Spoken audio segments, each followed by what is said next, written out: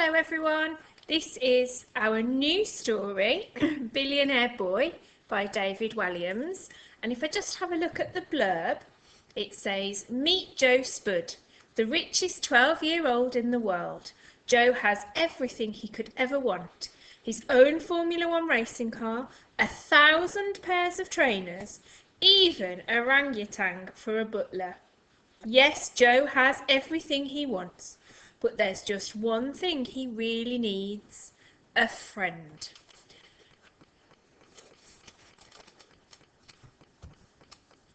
Chapter 1.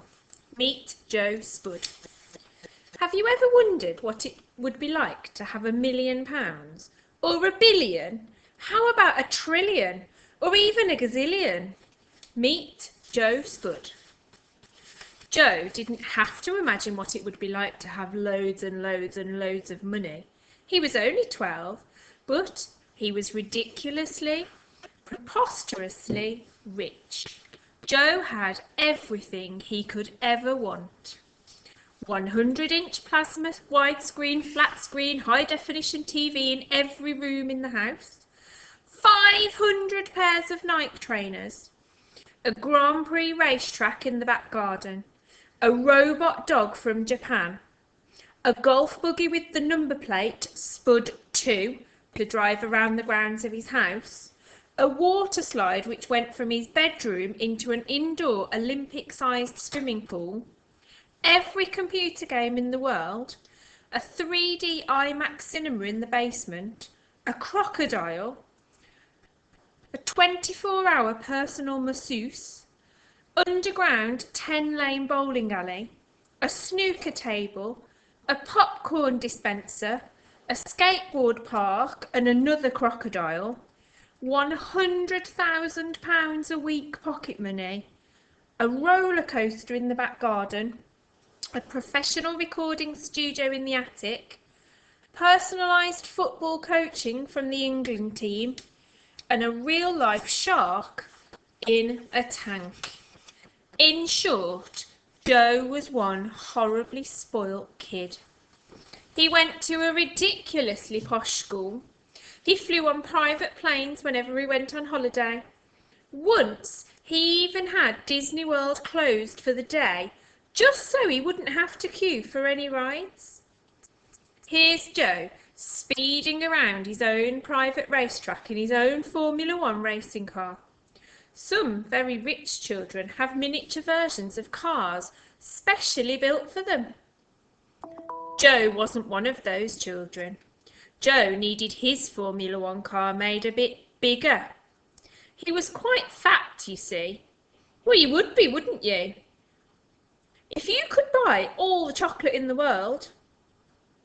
You will have noticed that Joe is on his own in the picture. To tell the truth, speeding around a racetrack isn't that much fun when you are on your own, even if you do have £1 squillion. You really need someone to race against. The problem was, Joe didn't have any friends. Not one. Now, driving a Formula One car and unwrapping a king-size Mars bar are two things you shouldn't try to do at the same time. But it had been a few moments since Joe had last eaten, and he was hungry. As he entered the chicane, he tore open the wrapper with his teeth and took a bite of the delicious chocolate-coated nougat and caramel. Unfortunately, Joe only had one hand on the steering wheel, and as the wheels of the car hit the verge, he lost control. The multi-million-pound Formula One car careered off the track, spun around and hit a tree. Screech! The tree was unharmed, but the car was a write-off. Joe squeezed himself out of the cockpit. Luckily, Joe wasn't hurt, but he was a little dazed and he tottered back to the house. Dad, I crashed the car, said Joe as he entered the living room. Mr. Spud was short and fat, just like his son. Hairier in a lot of places, apart from his head, which was bald and shiny. Joe's dad was sitting on a 100-seater crocodile skin sofa and didn't look up from reading that day's copy of The Sun. "Don't worry, Joe," he said. "I'll buy you another one." Joe slumped down on the sofa next to his dad. "Oh, happy birthday, by the way, Joe." Mr. Spud handed an envelope to his son, without even taking his eyes off the paper. Joe opened the envelope eagerly. How much money was he going to receive this year?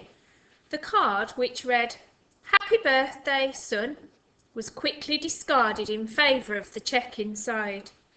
Joe could barely disguise his disappointment. £1 million? He scoffed. "Is that all?" "What's the matter, son?" Mr. Spud put down his newspaper for a moment. "You gave me £1 million last year," whined Joe, "when I turned 11. Surely I should get more now I'm 12. Mr. Spud reached into the pocket of his shiny grey designer suit and pulled out his chequebook. His suit was horrible and horribly expensive. "I'm sorry, son," he said. "Let's make it 2 million. Now it's important you realise that Mr. Spud had not always been this rich. Not so long ago, the Spud family lived a very humble life. From the age of 16, Mr. Spud worked in a vast loo roll factory on the outskirts of town. Mr. Spud's job at the factory was so boring. He had to roll the paper around the cardboard in a tube, roll after roll, day after day, year after year, decade after decade. This he did over and over again until nearly all his hope had gone. He would stand all day by the conveyor belt with hundreds of other bored workers, repeating the same mind-numbing task.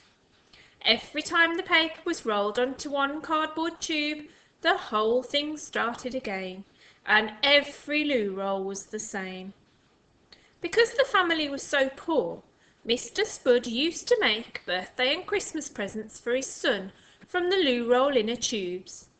Mr. Spud never had enough money to buy Joe all the latest toys, but would make him something like a loo roll racing car or a loo roll fort complete with dozens of loo roll soldiers.